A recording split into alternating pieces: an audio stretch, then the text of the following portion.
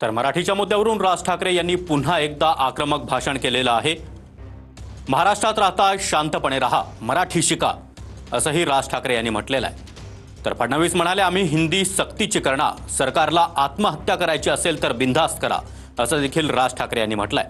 दरम्यान निशिकांत दुबेंना राज ठाकरे यांनी इशारा दिलेला आहे। दुबे आम्हाला मारणार का? दुबेला सांगतो, मुंबई में आओ, मुंबई के समुंदर में डुबो डुबो के मारेंगे, अशा शब्दांमध्ये राज ठाकरे यांनी निशिकांत दुबे यांनाही इशारा दिलाय।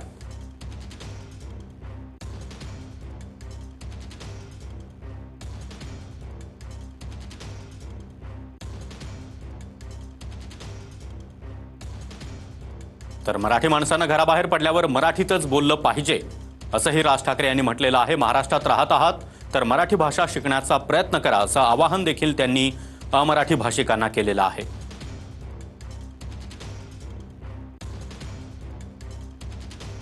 त्याचबरोबर कुणाशी माझी मैत्री असेल किंवा दुश्मनी असेल, पण महाराष्ट्र आणि मराठीच्या मुद्द्यावरून राज ठाकरे कधीही तडजोड करणार नाही, असं देखील राज ठाकरे यांनी म्हटलेलं आहे। त्याचबरोबर खासदार निशिकांत दुबे यांना देखील राज ठाकरे यांनी इशारा दिलाय।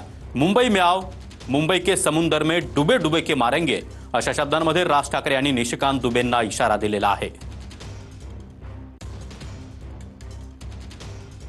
तर मनसे अध्यक्ष राज ठाकरे यांनी भाजप खासदार निशिकांत दुबे यांच्यावर जोरदार हल्लाबोल केलेला आहे। निशिकांत दुबेंनी राज ठाकरे आणि उद्धव ठाकरे यांच्यावर टीका केलेली होती।